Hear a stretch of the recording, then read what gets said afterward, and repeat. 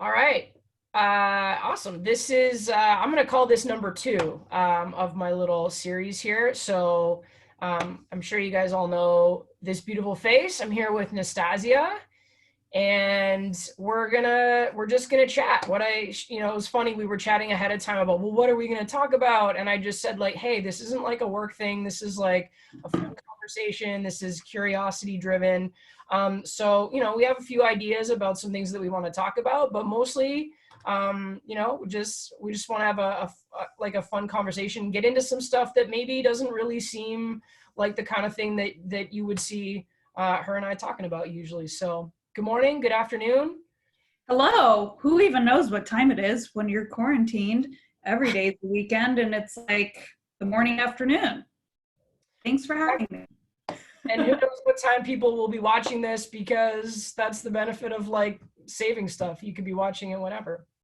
Crazy times, but thank God for technology so we can still see each other's faces and talk, and then maybe talk to more people in the world too. For sure.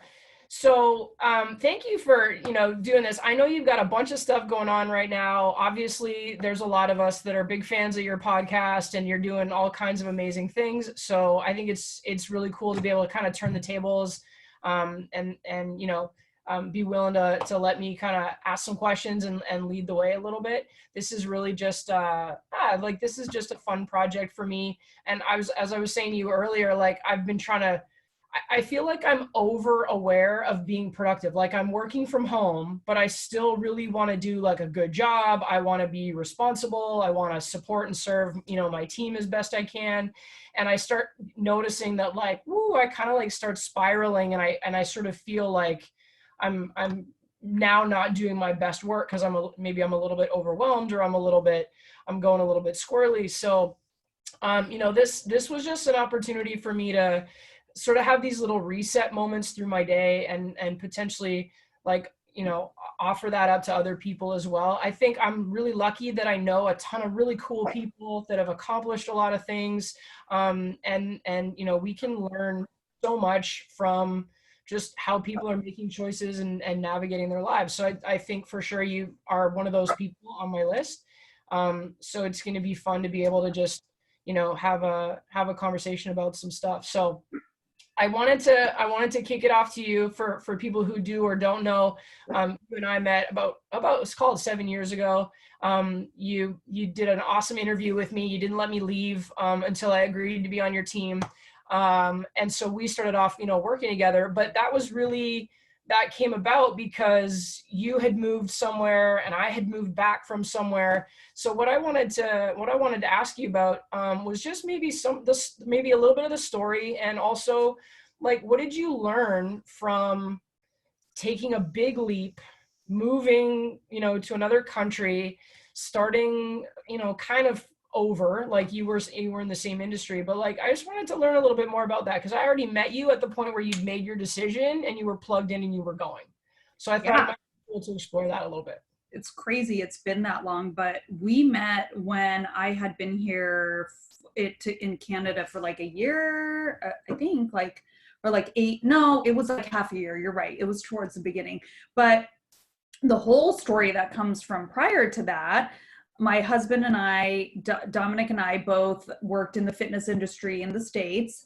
And Dominic had kept connection with one of his old bosses, his district manager at the time. And this opportunity came up to move to Canada.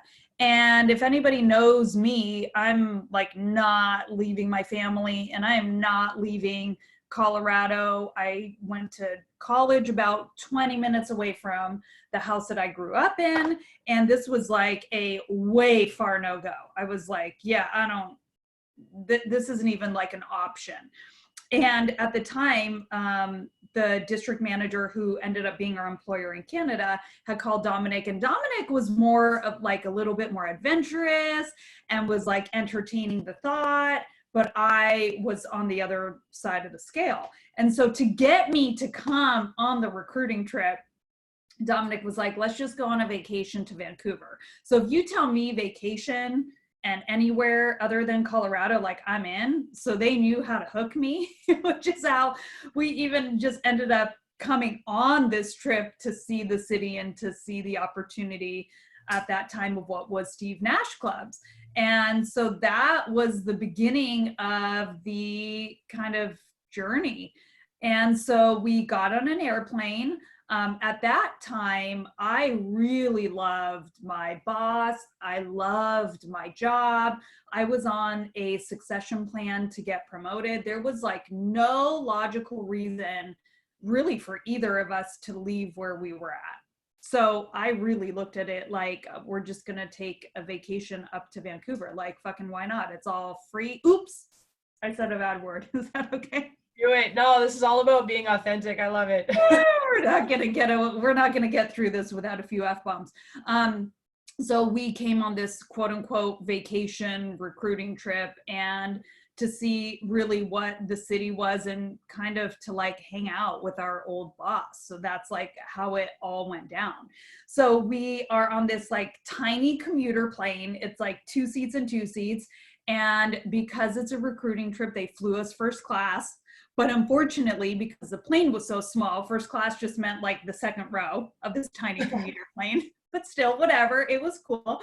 And we got put up in not a fancy hotel, but it was right next to the head office. And we landed, and our old boss came to pick us up, who is you guys, I'm sure a lot of you are watching, who's Chris Smith. And we like hit the ground running, visiting health clubs. So really my vacation wasn't actually a vacation. We went to all these clubs. We saw the good, bad, and the ugly.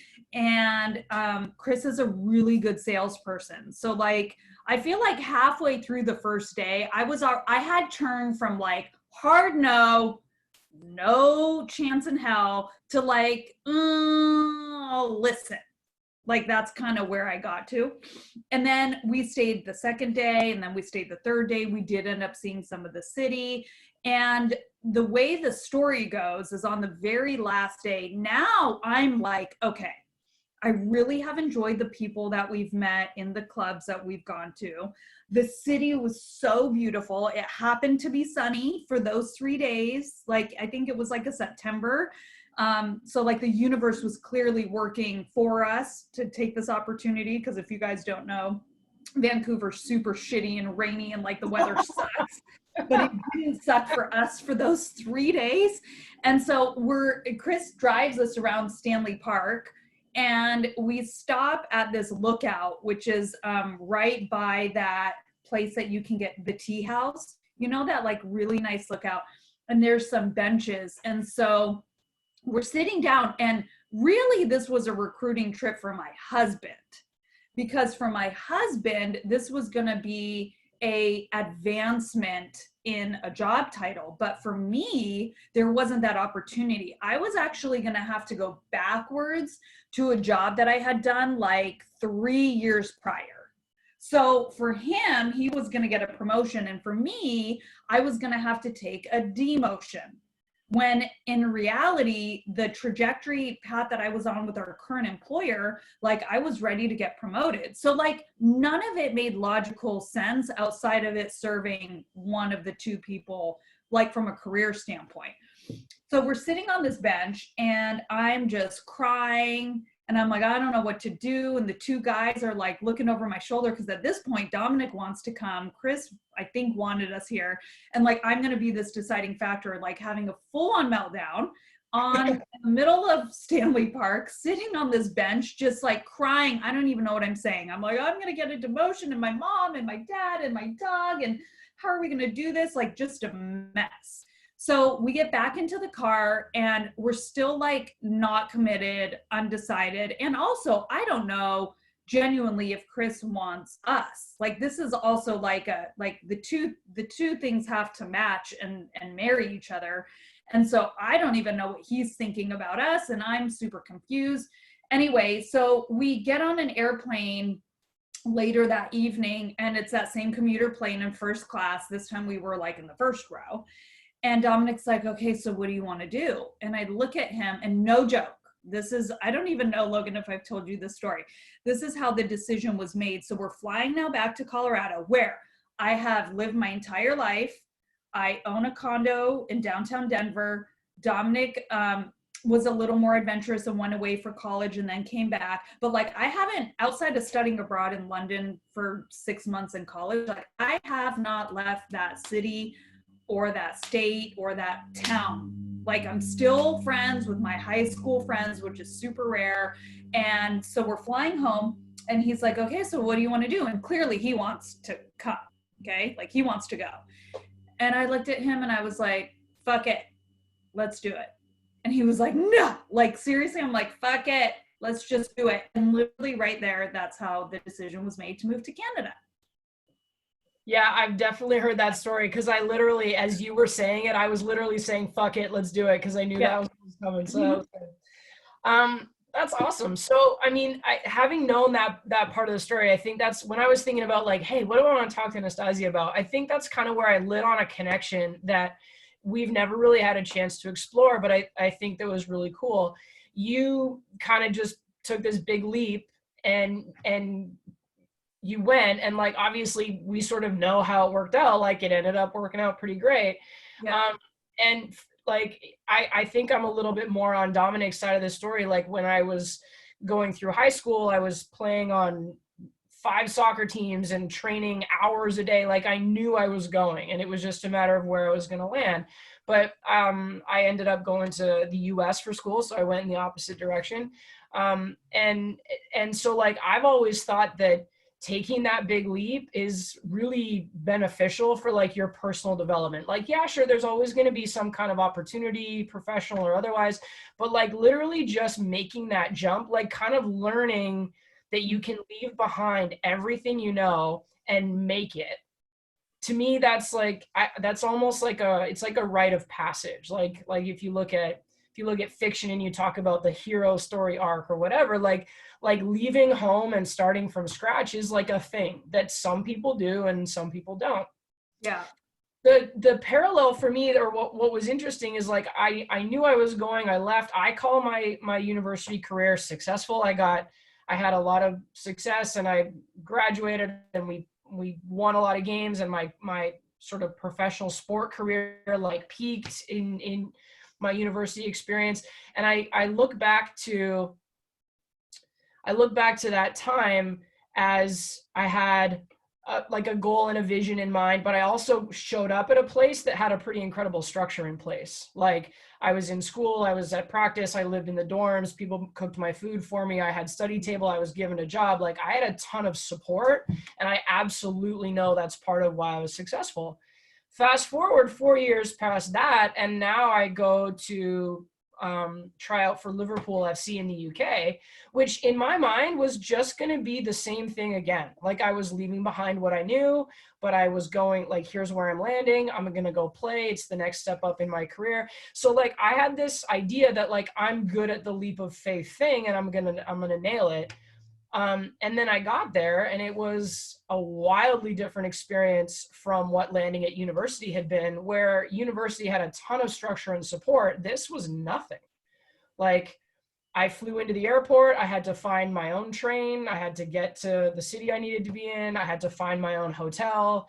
I had to make my way to practice. Whereas like when I was at university, someone picked me up, drove me to the dorm, took me to Target, bought me a fridge. Like I didn't realize the support that I'd had that helped me be successful. So ultimately, where the opportunity to play for Liverpool wasn't what I thought it was going to be, like it just wasn't a step up. I also look at the fact that in the absence of any structure, I didn't have the ability to create structure for myself. I didn't know how important that was. Mm-hmm. And so I don't necessarily look at it as a failure.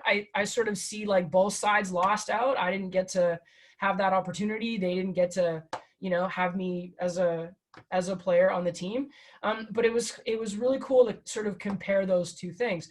So I don't know if any of what I said like sparks thoughts in your head, but what I kind of was curious about is, we know how the story ended. It ended up being a wildly successful move for you.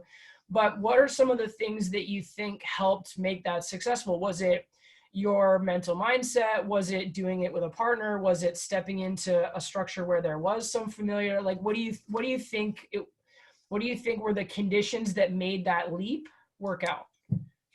So for me, I think that there's different personalities of people to where taking adventure and taking a risk is really easy for some people. That's my dad. Like he's very lighthearted.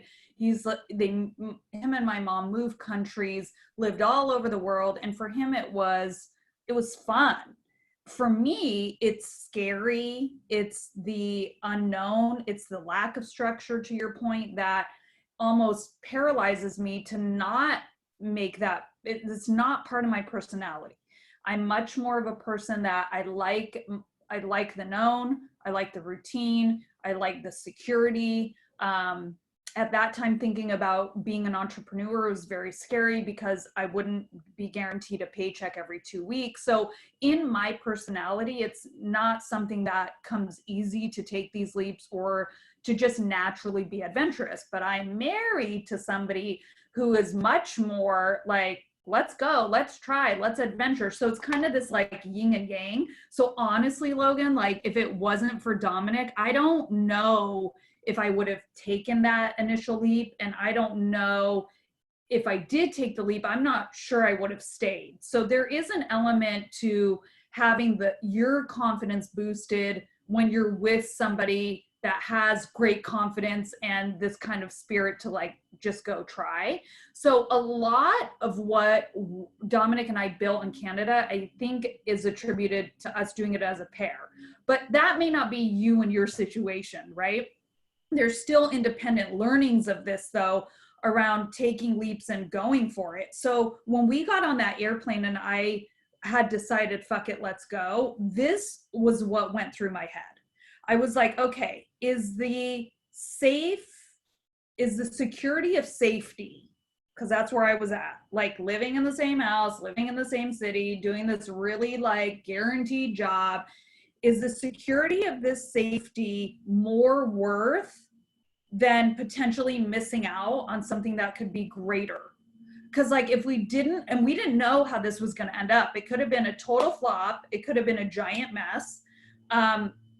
To give you a small perspective, and this is pretty personal, we were both taking a giant pay cut on our guaranteed earnings and a huge opportunity on a variable earning. So it was like you could make 3 times more, but you're guaranteed to make about 40% less. And if you think of that logically, you'd never fucking take that. That doesn't even sound like an opportunity. But if you flip your perspective and say, but it could be an opportunity. We're going to get to learn more. We're going to get to work more closely on a ground level. We're going to get to be higher decision makers. There's more upside of growth. And so if you say, is my security of the safety more worth it than this potential of what could be? And that's where I couldn't sell myself on that anymore. I was like, no. So like, okay, I'm guaranteed this thing over here, but it comes with a limitation and it comes with a cap. Or I have this thing over here that doesn't guarantee me much, but here's the difference. You got to bet on yourself. And when I really started to look and say, well, if I'm betting on me and I'm betting on Dominic and I'm betting us together, then what the fuck? We're going to maximize this and it's going to end up great, where I can't have that opportunity if I just stay put. So that's where, to me, logically, it started to make sense around taking that risk, even though it was scary. So in life, I feel like that first leap, that first big leap, is the one that's going to teach you the lessons. And now we both feel like we can do anything. Like it doesn't matter. We did Canada. We made it. We stayed. We had really successful careers. And now we're like, oh, we can do anything. So for a lot of you, if you're like watching and you haven't taken your first big leap, whether that's like Logan, moving, I mean, you moved to another country to go to school and then another country to go play soccer again. Like you've done your leaps and now you've moved across Canada. And like, I would venture to say, would you agree like those subsequent moves were easier? Because like you had already taken your first big leap. Yeah, and that's even what I was going to say. When I say I don't really consider Liverpool to have ended up a failure, I don't think it was, because at that point, I both learned that I can leap and be successful, but also that I can leap. It doesn't work out the way I think it's going to, and I'm still okay. So like Yeah, I've had the benefit of sort of both sides of that equation, but the idea is that if you bet on yourself and you take a chance, yeah, you are automatically going to learn something. Like you're probably going to learn a ton. You're going to be challenged in ways that you never expected. It's going to be better than you thought it would be. It's going to be harder than you thought it would be. But ultimately, like you just start to learn that betting on yourself is kind yeah, of like a sure bet. Like you're going to figure it out as long yeah. as you're a Because little bit flexible and you're a little bit like just kind of willing to roll with what happens. You're going to be able to find that way forward. yeah, because you're like forcing yourself into a situation where you're like up against the wall to like you have no other choice but to figure it out, even if figuring it out means that you switch jobs or you go back home or you stay and you tough it out, whatever that looks like in that first big leap you're gonna be challenged no matter what to be up against the wall to figure it out. Like a story that I always share, because we were taking such big pay cuts. We lived in a hotel for the whole first month that we had moved to Canada because the move was super fast. We didn't have anywhere to live. We didn't have a house locked down. It was so fucking irrational. Like now when I look back on it, I'm like, how did I even agree to this? And thank God I did. But I mean, there's crazy things that happen, but we stayed humble, we stayed hungry, we put our heads down and did the work that we needed to do, and everything grew from there because we knew that we had to figure it out. And so in taking this huge pay cut and not having a place to live, like we would go out to dinner because we couldn't, like our hotel room didn't have a kitchen even, and I would tell Dominic like we can't order Diet Cokes, only water, because we don't know how much money we're going to make, and like who knows if this is going to work. But you know what? Like we laugh about it now, but that taught us a lot of things about budgeting and about finances and about the things that we really needed versus the things that we wanted. And that changed a perspective on that. So even those small experiences, like, but in making something I want to talk about, like in making that fuck it moment decision on the airplane and coming here, it literally was like following an instinct. And in order for you to hear those instincts and those whispers and to place yourself in situations to be given opportunity and for you to even see it, like you've got to be looking around and following your gut. So this whole decision was made literally off of no logic and off of all instinct and trust in somebody that we had been networked with, that we had a very good relationship and a loyal relationship with, that like, hey, you're calling on me and we're willing to listen to this opportunity because we've stayed connected. And at the end of the day, after those 3 days were done, like there wasn't much logic in it. It just was like, it feels right. So fuck it. We're going to go give it a shot. And I think there's something to be said. We weren't looking for this opportunity.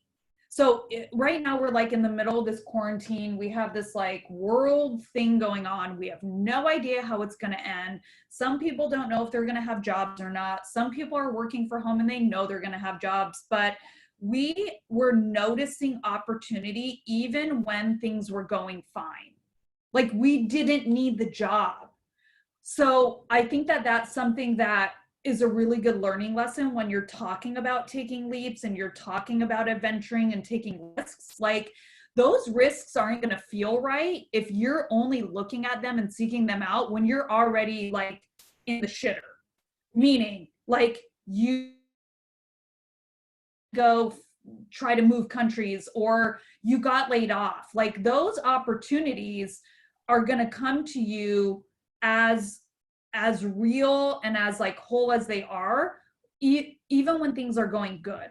And I feel like when we made that decision on the plane that day, it was the right decision because we weren't doing it out of desperation. Like we didn't need to come here. We didn't need this job. I didn't need, like, we didn't need any of this. We were fine.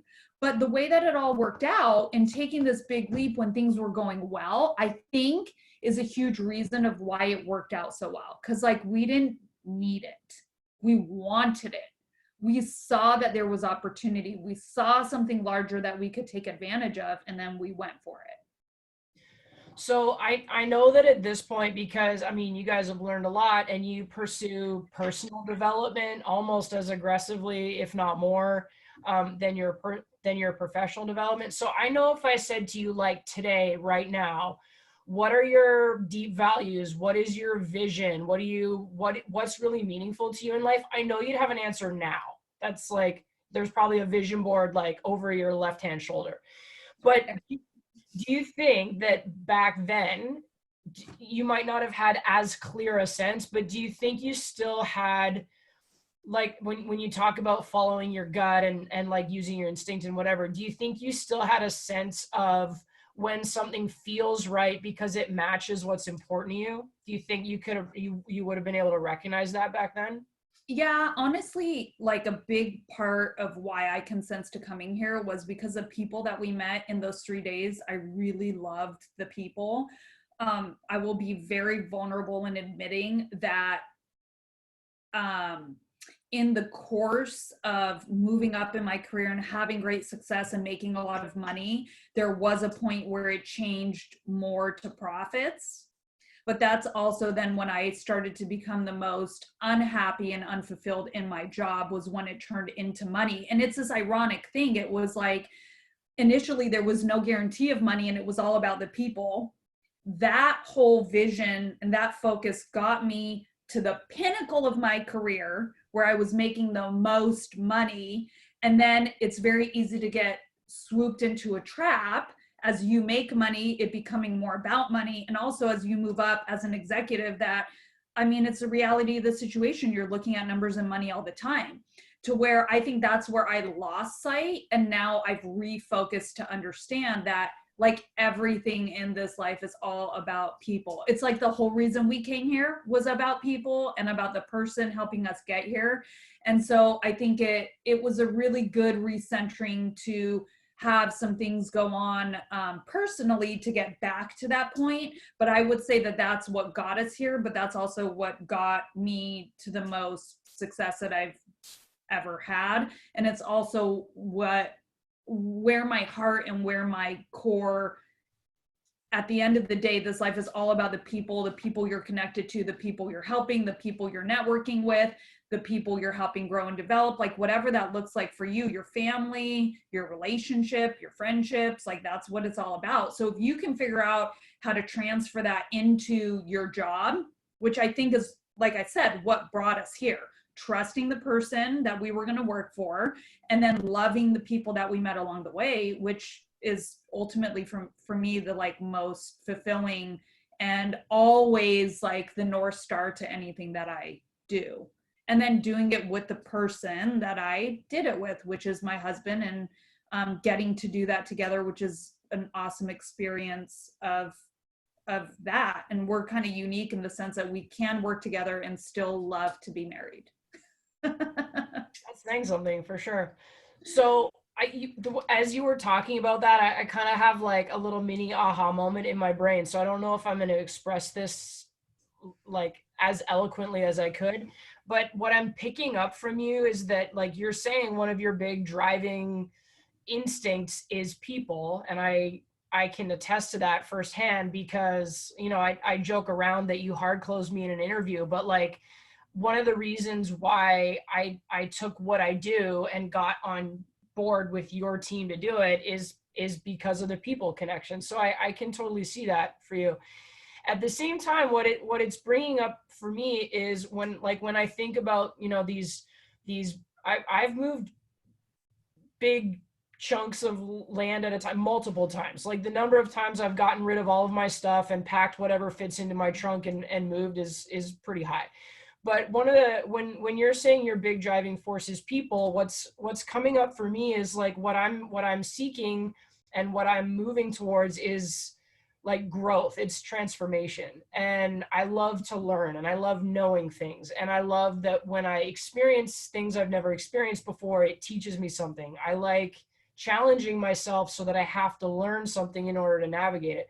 So what I like, and it's actually kind of funny because you and I are very different people, but we work together really well. Mhm. So where you're people driven, maybe I'm growth driven, but one of the things that I've learned is one of the best ways to grow is to learn from people, or to put yourself in a position where somebody creates an experience or pushes you, or Yeah. um, you know, like partners with you in your growth. Like ultimately, I believe you have to be willing to do it. Like when you take a big leap and you're betting on yourself, you have to be willing to do a lot of it. But the sense of independence is not the same as doing it on your own or being alone.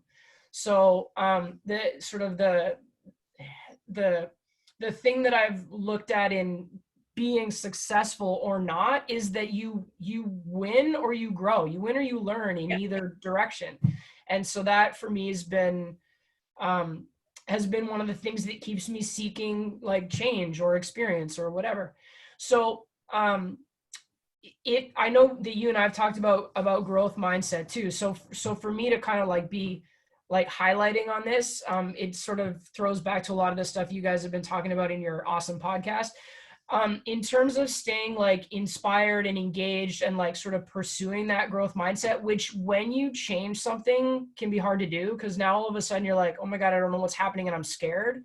What are some of the things that you do or that you have been able to, some of the strategies that you've used to put yourself into that mindset where you can bet on yourself, you can take a leap, you're chasing growth, like you're afraid, but you're doing it anyway? What would you say about that?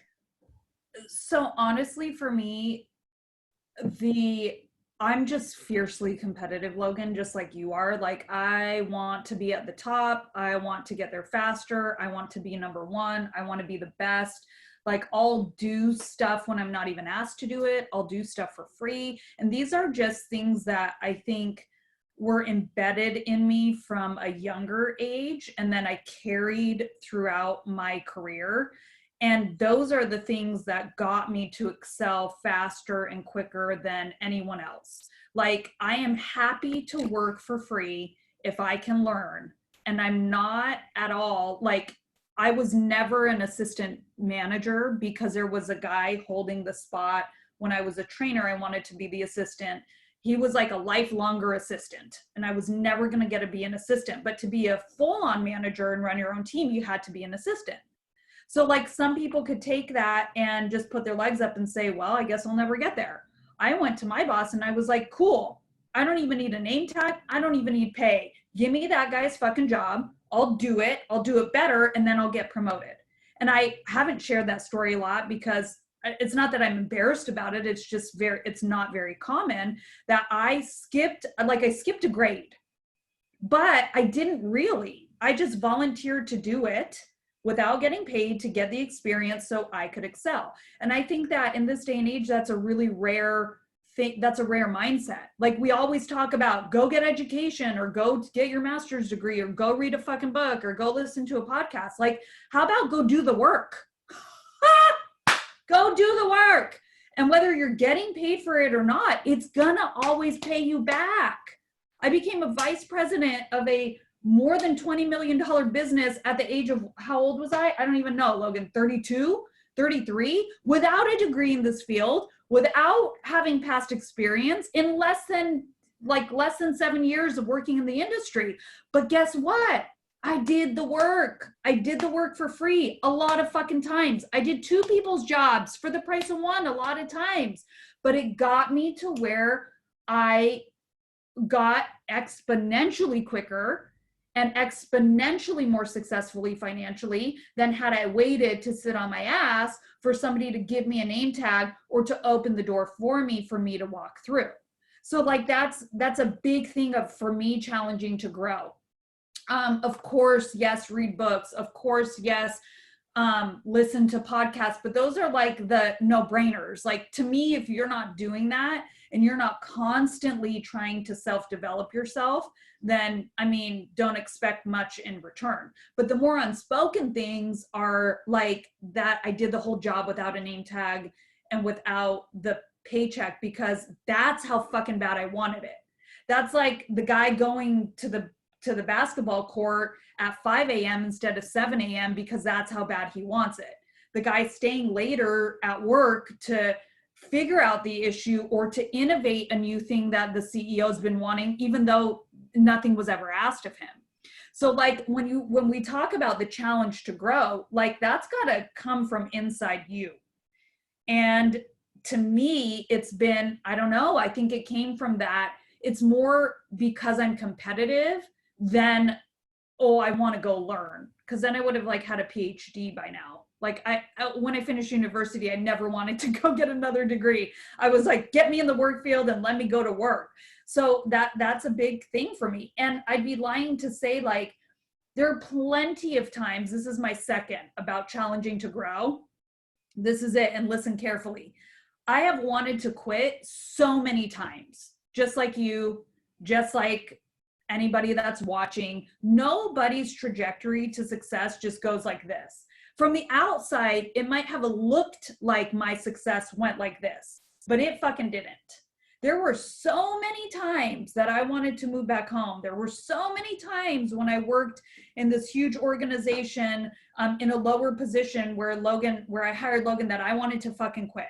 I would go home crying, literally when we worked together, every day, going to my husband saying, that's it, I'm just gonna be a trainer and let's get a dog and I'll raise the dog and be a trainer. I wanted to quit so bad. But I think the degree of difference around the challenge to grow is, can you make it through the shitty fucking times? And it just drives me bonkers when I sit in front of one of our ex-employees that are now ex-employees, and on the exit interview, I am talking to them about, why are you quitting? And they're really quitting, really, not what they're telling us, but they're really quitting because it was fucking hard. They'll frame it up to me like, oh, I'm not making money. Oh, I'm not, oh, my life at home with my family, oh, my this, oh, my that. But really, when it comes down to it, you're quitting because it's hard. And then where do those people end up, Logan? So we quit when we're like here in our success line, okay? We go back to where? All the way back to fucking square one. And because that person didn't learn the challenge to grow and the grit to not quit when they got here, when they get here again in their new job, what do? They fucking quit again. And then you're in this rat race that you're always going back to the beginning where you're comfortable and it's easy and you feel good and you can't ever get past this, like, this breaking point. But I've been broken, man. I've come home crying. I've moved fucking countries. I've lost a fucking parent. I have another parent who's terminally ill in a nursing home. I broke and I broke and I broke again. But I just feel like the difference is that I stayed the course and I didn't quit. Because at that time that you and I were working together on a daily, like, that's where I was at the breaking point. I could have quit right there. 3 years later, I was a VP. From that moment. So I just think that in this growth mindset, you have to understand that you have to change the course. And on the other side of your greatest challenges, where you just feel like you're never going to make it through, if you can stick it out to make it through, you're not just going to make it through. That's where you start to do like this with your finances, your career, whatever. But just the difference is people don't fucking tough it out to get past that point. And so they're always going backwards and starting back at the beginning. And that's why there's me's. It's a small percent that actually go like this, a small percent that can actually be successful entrepreneurs, successful in a big corporate chain, successful in whatever you're doing, is because, like, you just had the grit to make it through the shit. So, like, those are my two things. I love it. One of those is legit a hashtag. I made a note, the grit to not quit, but that's the grit to not quit. Grit to not quit. That's it. I mean, and even if you're watching this right now, go back in your life and think about how many times you didn't have the grit and you did quit. In my life, it's very, very few. It literally is few. And the things that I quit by choice because I didn't fucking like it, or there was something better. Like, I was moving like forward. Right? I was moving forward. So yes, I did quit my job at 24 Hour Fitness, but I didn't quit because it was too hard, or I was failing, or it was uncomfortable. I quit because this other door opened to move into that, right? I'm talking about when you quit to go backwards. Oh, that is my biggest frustration with people, especially people with talent. It's because like you can have all the talent and education in the world, but if you can't make it through shitty times, and a lot of us are in shitty times right fucking now. Like it's a shitty time right now. Are you going to make it through? Do you have the grit not to quit? And right now you're up against a wall that you're going to have to figure out how to move forward. You're going to have to get innovative. You're going to have to create. You're going to have to start video chats. You're going to have to go do things that are uncomfortable because as a universe, you're being pushed to go do that. So are you going to make it through? Do you have the grit? And that's it. I don't think that I'm more special. I'm definitely not more educated. I'm definitely not, I didn't grow up with a silver spoon, and I don't have a freaking trust fund. I don't know. I'm just like you. Just the difference is when I wanted to quit, I didn't. I think that's really awesome because, I mean, you know, when you and I work together in fitness, there's obviously a lot of that. Like that's something that we see all the time. People sign up for a gym membership and then they stop coming. They try to lose weight and then they give up. You know what I mean? Like we see it all the time. And it's really that change by itself, any kind of change is hard. Like our biological brain wants things to stay the same because that's safe and predictable, and it can do what it has to do to help us survive. So like we're actually fighting against some pretty strong biology when we try to make a change. Mm-hmm. And I think when you do something like move to another country, that forced change, kind of like what I've noticed, same as when I travel to a place, like say I don't know the language, I get into this state of like, kind of like calm.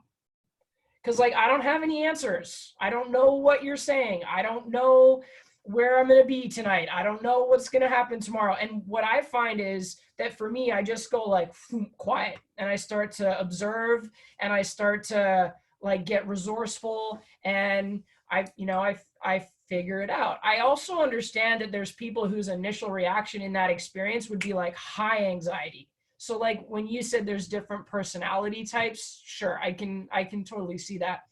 But this idea of you're talking about it from the perspective of success in your career, we could literally apply it to anything. This idea that we have a pattern of how we act and it's uncomfortable to change that, so we keep going through the cycle the same way we always have it. And realistically, the opportunity to change that, you could look at it in work, you could look at it in relationships, you could look at it in how you have established your lifestyle, what your habits are. Like we get into needing things to be simpler so they don't take so much brain power. We get into this cycle. The thing that's actually going to break that is something that takes a lot of energy. It takes a big push. So I guess sort of what I started off this whole conversation to be about was like in support of taking that big leap, because it creates the opportunity for that cycle to just be burst wide open. And then you have a chance to start over, and you have a chance to look at doing things differently. Right. So that was cool. Thank you. You definitely said some things. I mean, I'm familiar with your story, having been part of it for a while, but I also think it's cool to be able to look back on having, gone through that, and for you to have some perspective that that's a little bit different, and to be able to share some lessons from that. So that's really cool. I can say on my own end, having worked with you like pretty closely for, I mean, literally daily, we saw each other for almost 2 years. From my side of things, you showed up every morning passionate, with your hair on fire, because you had shit to do and you were going to change the world, and you just kind of went nonstop all day long. So like, it doesn't surprise me that you drove home and you were frustrated and you were bawling sometimes, but like, it also never looked like that from the outside. So I guess that's another way to say to people like, hey, you might feel like you're failing, or you might feel like you're having a hard time, but that doesn't necessarily have to be what it looks like. I think of the time that I worked with you as like like nonstop, I was being pushed to give my best all the time because you were giving your best all the time. Like that's what it looked like to me. You accepted no excuses, nothing less than our best. And like, I felt like we were making constant forward progress. Sometimes that was exhausting, but it was ultimately super rewarding. And so from, you know, so from my side of things, like you looked like you had your shit together. Like you looked like you had a plan and you knew what you were doing. And like, I just put my faith in that vision and like put my head down and did whatever I could to like help move our team to where we wanted to be. So I guess the other thing to say is like, you might feel like you're falling apart, but you never know who you're inspiring and who you're helping and who you're driving. And like the fact that you might feel like you're alone and trying to make some changes happen. But when you share your vision with people, there's other people working on the success that you're trying to achieve, even though you might not be able to see it because you're stuck staring at what the problems are. Yeah, and now in my wiser years and having been through some hard shit personally, I think that I would look at it a little bit different in those challenging times, to give yourself grace and patience and be okay with things taking time. So however you're grading yourself on success, sometimes the work that you're doing today so diligently may not show up as that form of success that you're thinking of in the time, like immediately. And for me, that was part of the frustration. Like I felt like I was working so hard and working so much and just not getting the result, because the way the result was being graded by myself was strictly from a financial standpoint. Where now I would look at it and say, I'm going to trust in the universe meeting me. If I'm outputting all of this effort and doing all these good things for these people and really doing things out of my heart for the right reason, at some point, it's going to meet me, right? Like you're always going to be met with your energy that you put out. At some point, it will meet you. And it didn't just meet me, it like exploded. Right. And it literally, I mean, it's so funny to talk about because it was months that you and I were diligently working during this really hard time that I was going home and crying and wanting to quit. And then all of a sudden, do you remember it like flipped a switch? It was like March or April. And like all of a sudden it like all came together and it all worked and it was all successful. And then it was all like, whoo, up from there. So when I talk about this whole thing of like not giving up and not quitting, what if tomorrow is that day that the universe is going to meet you for all that effort that you put in and you quit today? So it's like, I think that sometimes we live in this society that we just want shit right away. Like we worked out for one day and now I'm like, why can I still not button my pants tomorrow? Well, that you have to take the time and you have to put in the effort, but that's also where the lessons are. That's where the lessons come from. Is that time that you were doing the work and not getting the return. It's not from when you struck it rich, right? It was from the humbling times that you were learning that lesson that sometimes you don't get a reward right away, but like you gotta trust that it's always gonna come. If you're doing things for the right reason and the right way and out of the right place, it always is gonna pay you back. And these are things that like, it's not a talent. It's more of like learning the skill set of being adaptable, being like adapt to change, be able to pivot, be able to stay patient, be able to stay the course. And when you see an opportunity, don't let fear be the reason why you didn't take it. Like you just got to go for it sometimes and it will always work out. It will always work out. And you're never going to know how when you first take it, but literally it always will. So that's what I think. I love it. So this has been awesome. I mean, you and I can talk for hours. That's no problem. But I think we've kind of like put some bookends on some really good ideas there. I'll just sort of wrap it up by saying like, when you felt like you were at your worst and at your hardest, you were crying, you know, maybe on your own, but when things really took off and we found success and you were moving up, I remember you like getting called up to the front of the room. Congratulations, here's your promotion. Like when you're winning, you're crying in front of everybody. So like crying is not necessarily a problem. Getting broken is not necessarily like something to avoid. If anything, that's the stuff that moves you forward. So, I hope that to any of you that are watching this, maybe you picked up on something that just gives you a little bit of fire. Nastasia, you always have extra fire to spare, and it's been something that has honestly really helped me. I get to do a job that I love, and it's so hugely in part because of you and your faith in me, and you, how much you pushed me, and the success that I was able to be a part of, being one of your team members. So thank you for this conversation. I kind of expected that you'd get a little fired up because that's when you're at your best. And I can, you know, like I say to you in person, but I'm really grateful for how your passion, your belief in your faith has created success for so many people, myself absolutely included in that. And hopefully this helps some other people as well. You've got a bunch of awesome stuff going on. So get after it. I have no doubt that you'll be successful in whatever you do.